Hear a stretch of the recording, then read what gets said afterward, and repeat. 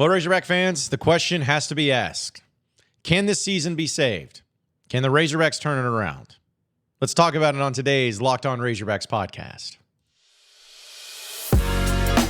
You are Locked On Razorbacks, your daily podcast on the Arkansas Razorbacks, part of the Locked On Podcast Network, your team every day.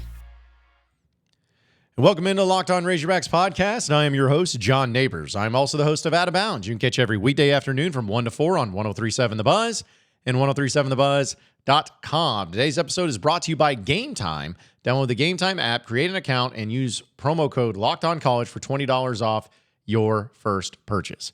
Hope everybody's having a wonderful Tuesday as hope we are turning the page and getting on to the rest of the Razorback football season, and wanted to just go ahead and put it out there that today is my birthday.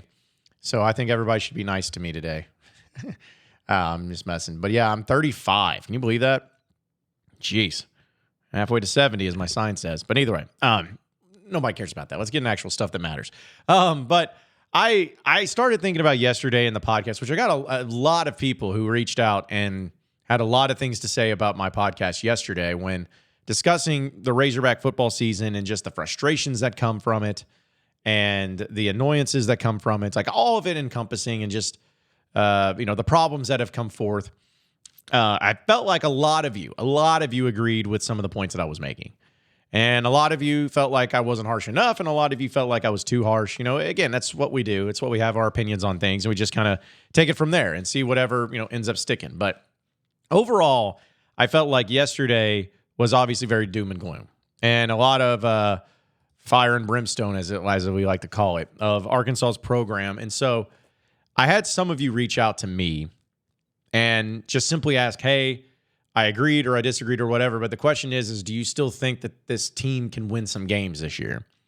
Do you still think they can win some SEC matchups? Do you still think that they can have a season that's successful, at least relatively speaking, at this point in time? Do you think that it can be saved? Do you think the season can be saved? And when I was asked that question, my first thought was yes. Like, that was my instinct. I didn't think about anything else other than just, yeah, it can be saved. But then I was like, why? Why do I think that? Why was my first instinct, my gut feeling, to instantly say, yes, this season can be saved for Arkansas, when there's really not a whole lot to point at, especially from this past game against Texas A&M, as to why they can have any success this weekend against Ole Miss or next weekend against Alabama, or even the rest of the way against teams that they may be better than but may not be better than, to get to the point. Because right now, as I mentioned, 6-6 bowl eligibility is what you have to get to. I'm not saying that's a successful season, but I feel like bowl eligibility is your goal. You got to get to that point. You got to get there no matter how you do it.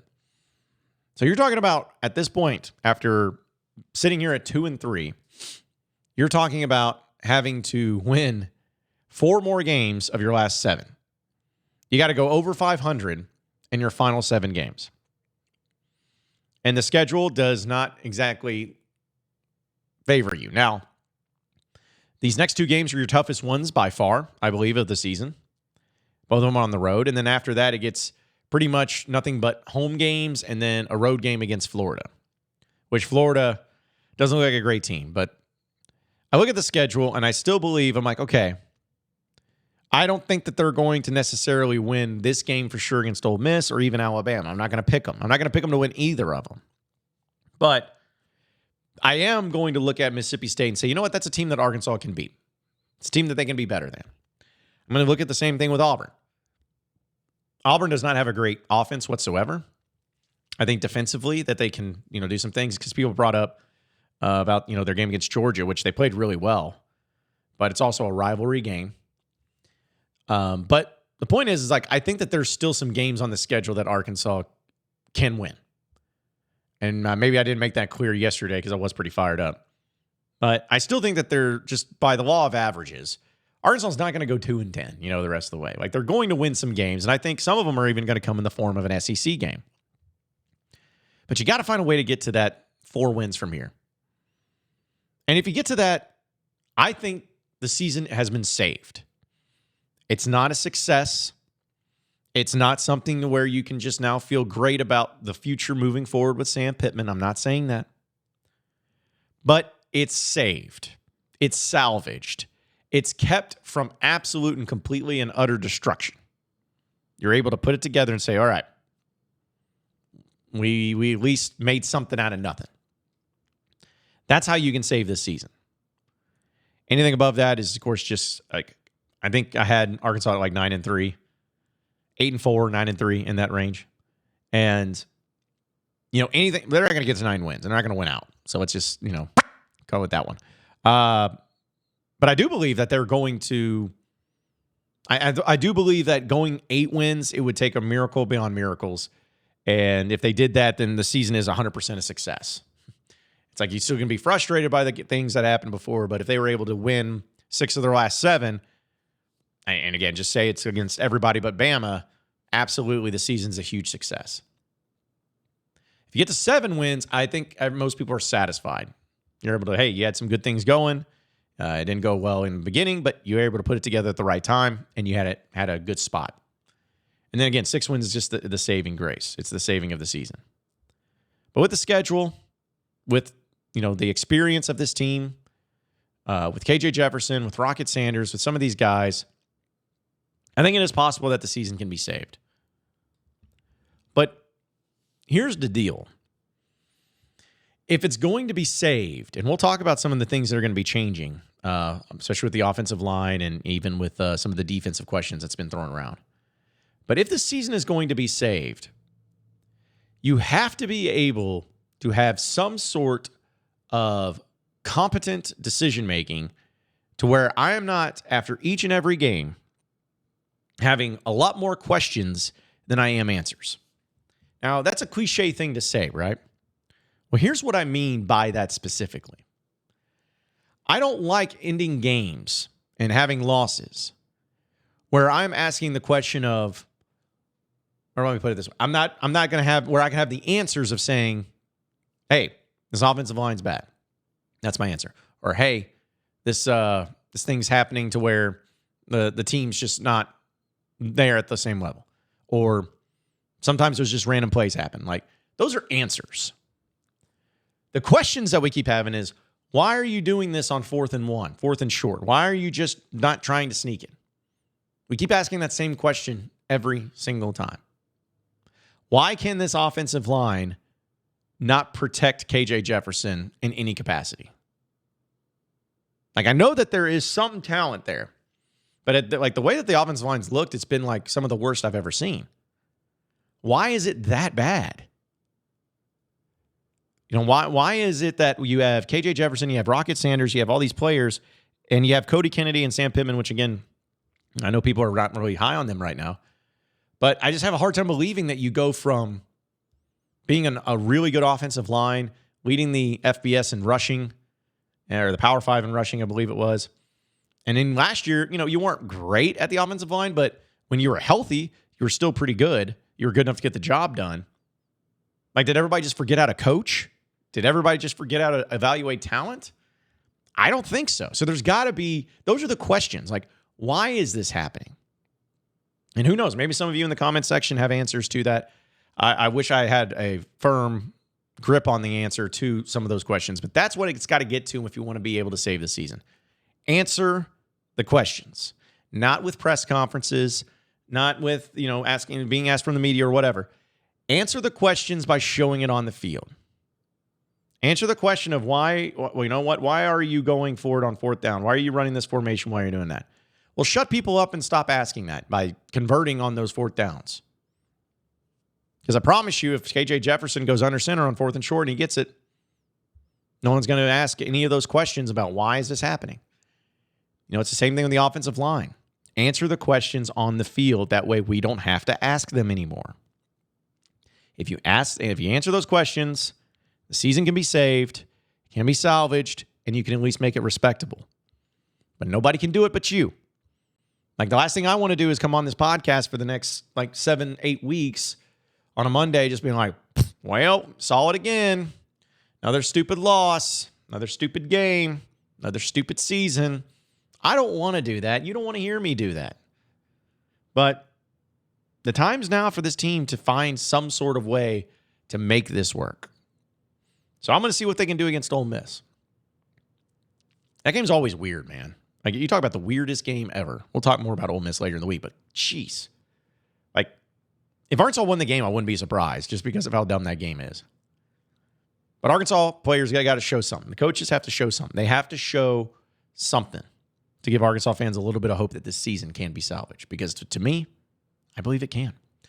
Folks, when you're buying tickets, right, you always want to make sure you get the best deal, the quickest deal, the most convenient deal, no matter if it's for sports or for concerts or for comedy shows, legit theater, whatever it is. You want to make sure that you always have the right app to help you out with that, because there's a lot of ticket apps out there. Well, look no further. Gametime app is where it's at. I can't tell you how many friends I had who were down in Arlington this past weekend trying to find the best deals on tickets, because they always know, okay, well, it's expensive to go and whatnot, and they were checking out some ticket prices. They're like, oh, man, this is so expensive. I was like, well, how about this, guys?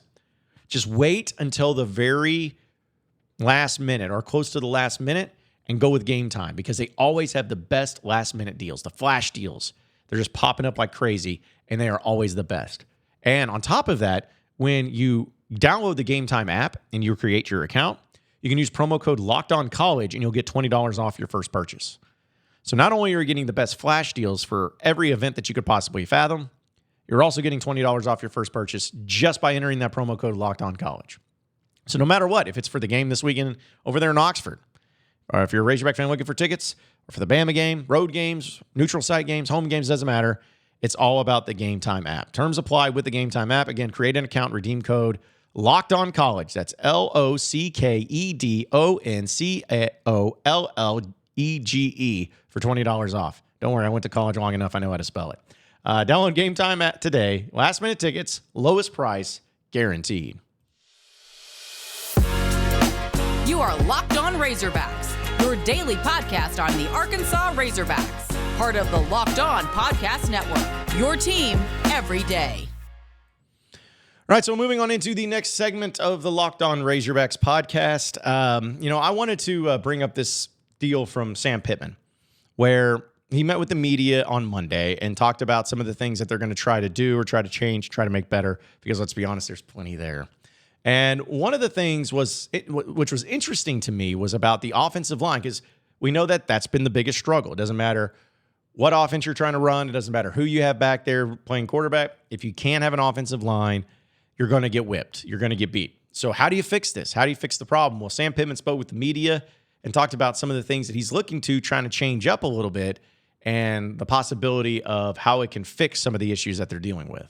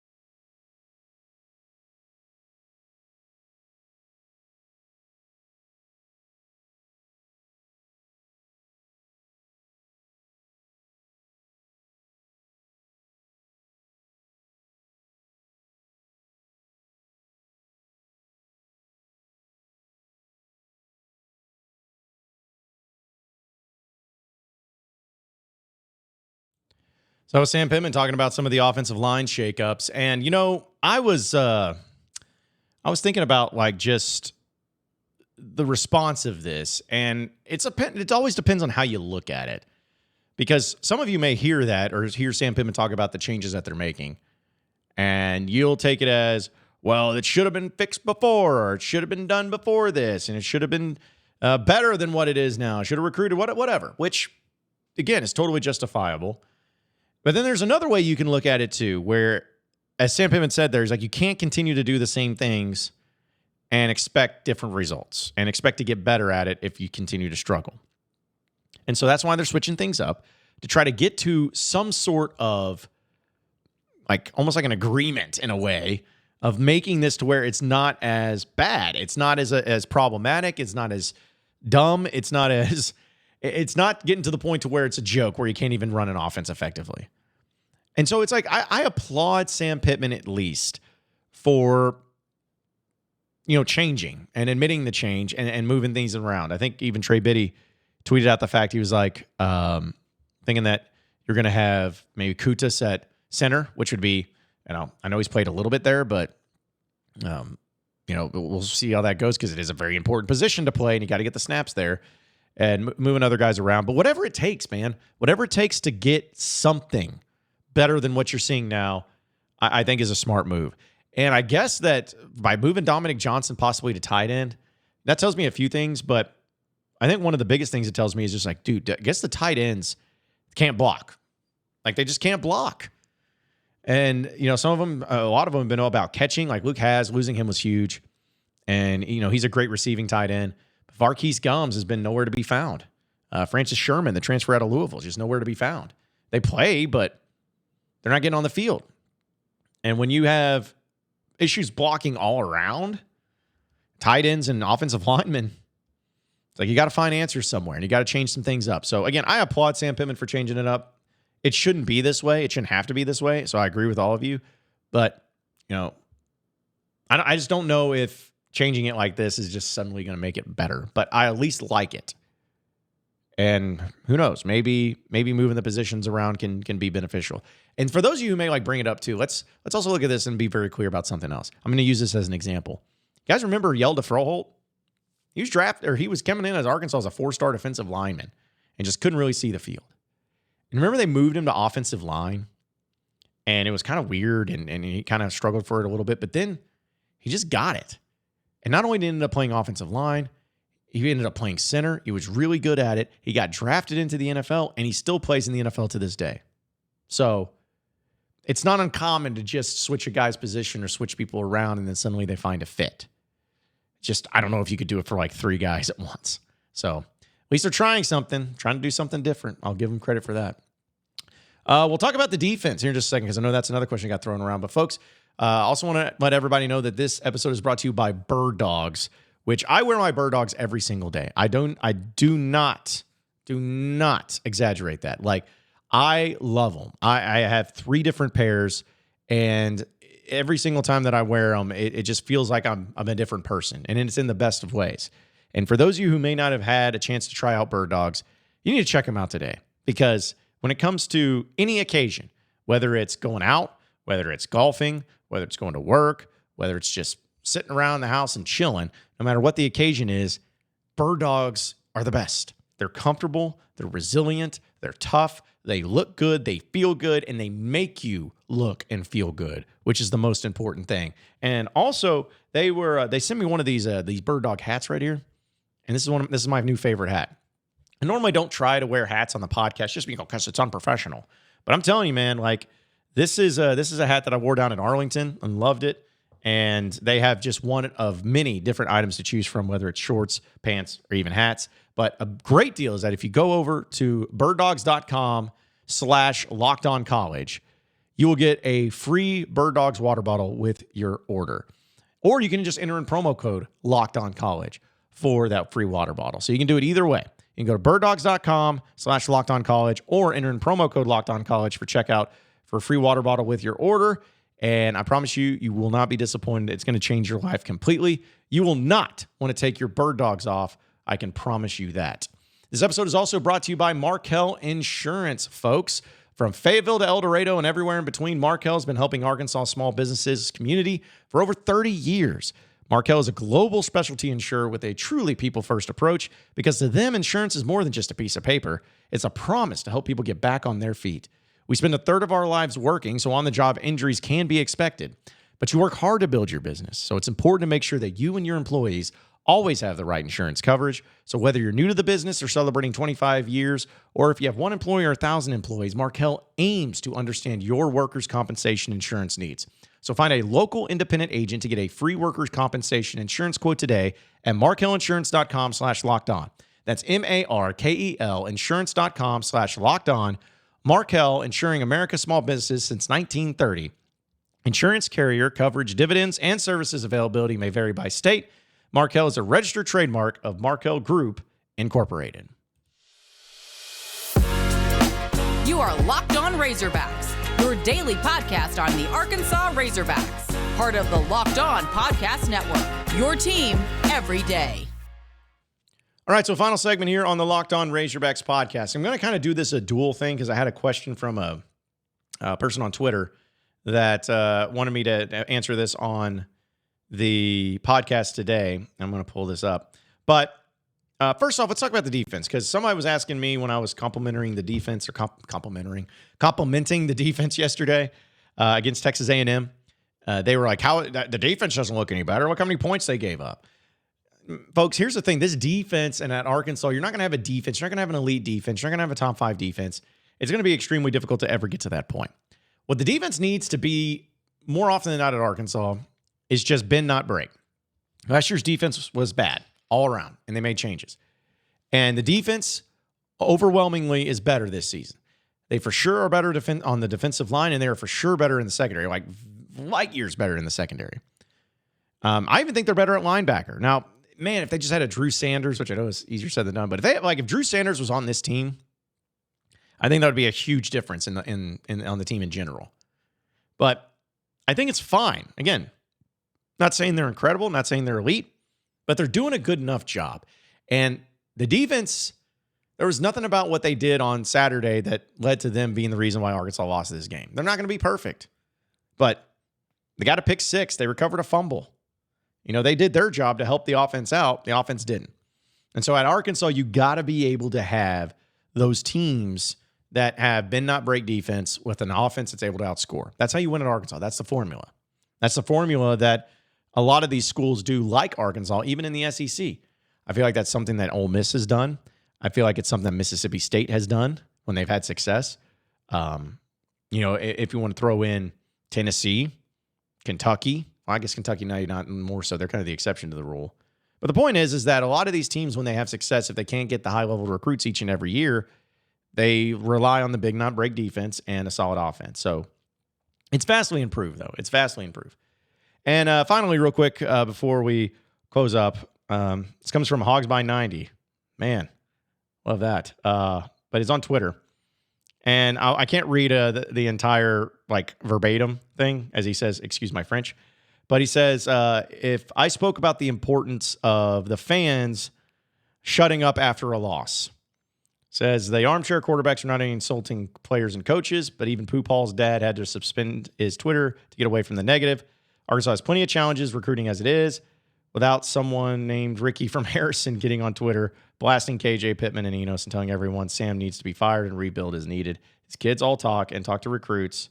The fans who are the first ones attacking those two are calling them sellouts if they go to A&M or Ole Miss or whatever because they get attacked by a bunch of idiot fans. So he says, I get it. I bleed Razorback red, but for all that is holy, shut up and try to be positive in front of these kids. Don't give them a reason to say why the season's over. Oh, why? Oh, yeah, try to tell me. Let me tell Kane Archer what a bleep show it will be too. So colorful language there, but I appreciate a Hogs by 90. As far as your question goes, as far as fans shutting up after losses, that's never going to happen. It's never going to happen. I wish it could, and I wish it would. And I have said many times, do not tweet at players. Do not tweet at coaches. Don't do it. Tweet out into the ether. But when you're tagging them, when you're adding them, don't do that. That's bad for everybody, especially you. And it makes Arkansas look bad, and it makes everybody look bad. But here's the deal. Everybody in all of college football, especially in the SEC, all the fans are this way, folks. I know we get caught in our bubble, and I'm not saying it's right, but they act like it's unique to Arkansas. You don't think LSU fans were going after some of these coaches and players after losing to Ole Miss? You don't think they weren't doing that? You don't think Bama fans were doing that to their team after they lost to Texas? Like, it happens everywhere. Everywhere. We just see it more because it's Arkansas. And honestly, I think players see that and recruits see that. So again, as much as I like it to stop, it won't, but I can say this. Do not tweet at the players. Can we agree on that? Don't tweet at the players. Don't tweet at the coaches. Tweet into the ether. Don't tweet at anybody in particular. Just do it that way. Do it that way. I think everybody can at least find some sort of satisfaction in it, but appreciate you listening in no matter what. Appreciate all of you, though, also listening in and watching into the Locked On Razorbacks podcast. Be sure to like and subscribe to the podcast on iTunes or on Google Play. You can also get after me on Twitter at BuzzJohnNabors for any questions, comments, concerns that you may have. We'll keep it going from there. Same podcast time, same podcast channel tomorrow afternoon. Have a great day, everybody. We'll see you then.